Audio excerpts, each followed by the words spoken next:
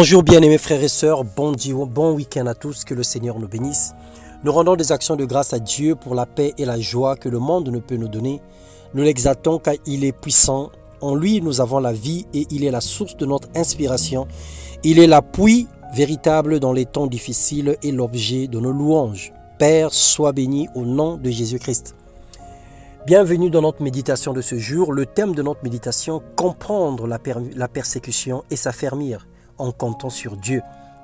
Dans Luc 22, le verset 31 au verset 34, la Bible déclare « Simon, Simon, fais attention, Satan vous a réclamé pour vous passer tous au crible, comme on secoue le blé pour le séparer de la balle. Mais moi, j'ai prié pour toi pour que la foi ne vienne pas à te manquer. Et toi, le jour où tu seras revenu à moi, fortifie-toi. » Une autre version dit « Simon, Simon, le diable t'a réclamé pour te cribler comme du froment et j'ai prié pour toi le jour où tu seras affermi également les autres. » Bien-aimés frères et sœurs, le combat entre le diable et les saints est une guerre perpétuelle.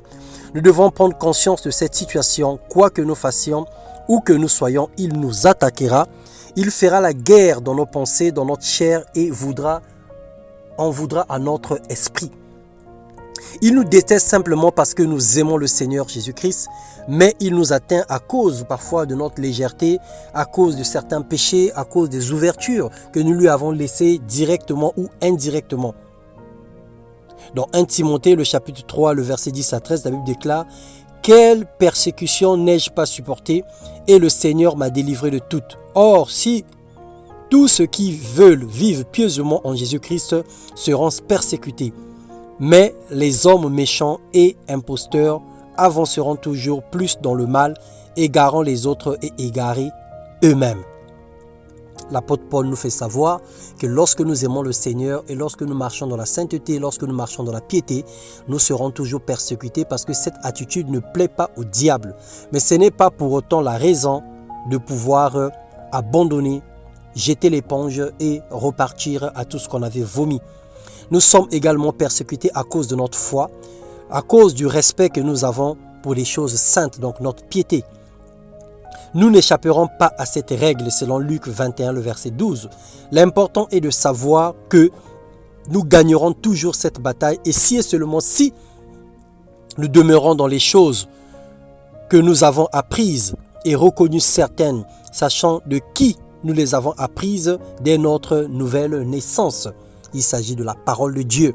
Si nous demeurons dans la parole de Dieu et que la parole de Dieu demeure en nous, nous allons gagner des victoires. Nous allons remporter des victoires et gagner des combats avec Jésus-Christ.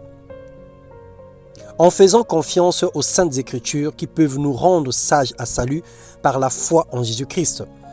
Gardons la foi, demeurons debout et fermes, relevons-nous vite de nos erreurs et vivons dans la lumière. Bien-aimés, que le Seigneur nous accorde la grâce de comprendre ces choses.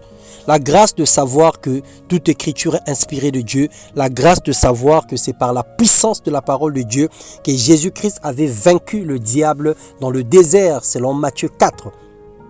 Et c'est par la parole aujourd'hui que nous pouvons repousser les traits enflammés de l'ennemi, que nous pouvons attaquer le diable en lui remettant, en nous crachant sur le visage la même parole qui sera du feu dans son camp. Alors bien-aimé, utilise la puissance que le Seigneur a investie en toi. Utilise la parole de Dieu qui est l'épée de l'esprit, qui vient pour briser et tailler en pièces les propos insensés du diable. Et que tout ce qui est vrai, tout ce qui est pur, tout ce qui est honorable, tout ce qui est vertueux, digne de louange et digne d'approbation soit l'objet de nos pensées, afin que l'ennemi ne trouve pas place à l'intérieur de nous.